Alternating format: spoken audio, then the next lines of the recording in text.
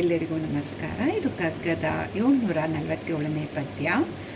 ಅವರೆಷ್ಟು ಧನವಂತರ್, ಇವರೆಷ್ಟು ಬಲವಂತರ್, ಅವರೆಷ್ಟು ಯಶವಂತರ್ ಎನ್ನುವ ಕೊರುಬಿನಲಿ ಬವಿಕ ನಿನಗೆಷ್ಟಿಹುದೋ ಮರುತು ನೀನು ಕೊರಗುವುದು ಶಿವನಿಗೆ ಕೃತಜ್ಞತೆಯೇ ಮಂಕುತಿಮ್ಮ. ಇಲ್ಲಿ ಡಿ ವಿ ಜಿಯವರು ಈ ಪದ್ಯದ ಮೂಲಕ ಮನುಷ್ಯನ ಎಚ್ಚರಿಸ್ತಾ ಇದ್ದಾರೆ.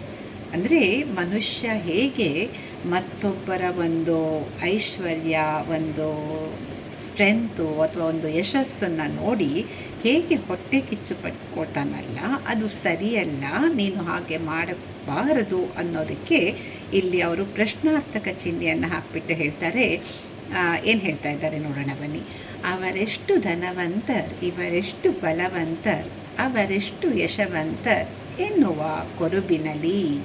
ಅಂದರೆ ಅಯ್ಯೋ ಅವ್ರು ನೋಡಪ್ಪ, ಅವ್ರು ನಮಗಿಂತ ಎಷ್ಟು ಜಾಸ್ತಿ ಹಣ ಇದೆ, ಇವ್ರು ನೋಡಪ್ಪ ಎಷ್ಟು ಸ್ಟ್ರಾಂಗ್ ಆಗಿದ್ದಾರೆ, ಇನ್ಯಾರೋ ನೋಡಿಬಿಟ್ಟು ಅಯ್ಯೋ ಇವ್ರು ನೋಡಿ ಎಷ್ಟು ಯಶಸ್ಸು ಪಡ್ತಿದ್ದಾರೆ ಅಲ್ವಾ ಅಂತ ಒಂದು ಹೊಟ್ಟೆ ಕಿಚ್ಚು, ಒಂದು ಅಸೂಯೆಯನ್ನು ಪಟ್ಟುಕೊಂಡು ಮನುಜ ಯಾವ ತರಹ ಒಂದು ಕೊರುಕ್ತಾನೋ ಅದನ್ನು ನೋಡಿ ಅವ್ರು ಹೇಳ್ತಾರೆ, ಭವಿಕ ನಿನಗೆಷ್ಟಿಹುದೋ ಮರೆತು ನೀನು ಕೊರಗುವುದು.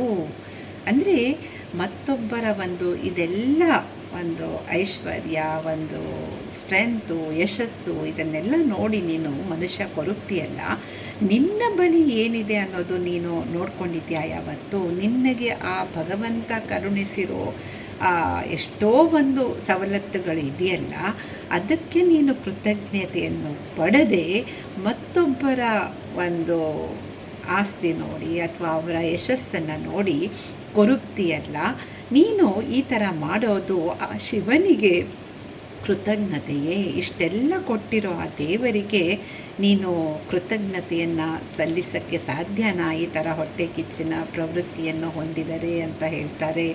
ಎಷ್ಟು ಒಂದು ಸುಂದರವಾದ ಪದ್ಯ ಅಲ್ವಾ.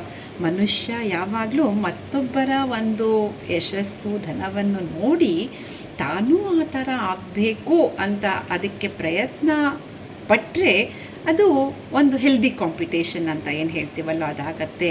ಅದು ಬಿಟ್ಟು ಮೋಸ್ಟ್ ಆಫ್ ದ ಪೀಪಲ್ ಏನು ಮಾಡ್ತಾರೆ, ಕಾಮನ್ ಮ್ಯಾನು, ಇನ್ನೊಬ್ಬರ ಹಣವನ್ನು ನೋಡಿ ನೋಡಿದ್ಯಾ ಅವ್ರಿಗಿರೋ ಭಾಗ್ಯ ನಮಗಿಲ್ವೇ, ಅಥವಾ ಇನ್ನೊಬ್ಬರ ಯಶಸ್ಸನ್ನು ನೋಡಿದ್ಯಾ ಎಷ್ಟು ಯಶಸ್ಸು ಪಡ್ತಿದ್ದಾರೆ ಅಂತ ಒಂದು ಹೊಟ್ಟೆ ಕಿಚ್ಚು, ಒಂದು ಅಸೂಯೆ ಪ್ರವೃತ್ತಿ ಇರೋ ಜನಗಳೇ ನಾವು ಬಹಳಷ್ಟು ಈ ಜೀವನದಲ್ಲಿ ನೋಡ್ತೀವಿ ಅಲ್ವಾ. ಅದು ತಪ್ಪು. ನಮಗೆ ಆ ದೇವರು ಕರುಣಿಸಿರುವ ಬಹಳಷ್ಟು ಭಾಗ್ಯಗಳನ್ನು ನಾವು ಆಧರಿಸಿದಾಗ ಮತ್ತೊಬ್ಬರ ಒಂದು ಯಶಸ್ಸಿನ ಹಾದಿಯನ್ನು ನೋಡಿ ಅವರ ಒಂದು ಹಾದಿಯಲ್ಲಿ ನಾವು ಹೋಗಲಿಕ್ಕೆ ಪ್ರಯತ್ನ ಪಟ್ಟಾಗ ಮಾತ್ರ ನಮ್ಮ ಜೀವನ ಸುಖವಾಗಿರಲಿಕ್ಕೆ ಸಾಧ್ಯ ಎಂಬ ಒಂದು ಮೆಸೇಜನ್ನು ಈ ಪದ್ಯದ ಮೂಲಕ ಡಿ ವಿ ಜಿ ಅವರು ತಿಳಿಸ್ಕೊಡ್ತಾ ಇದ್ದಾರೆ. ಧನ್ಯವಾದಗಳು.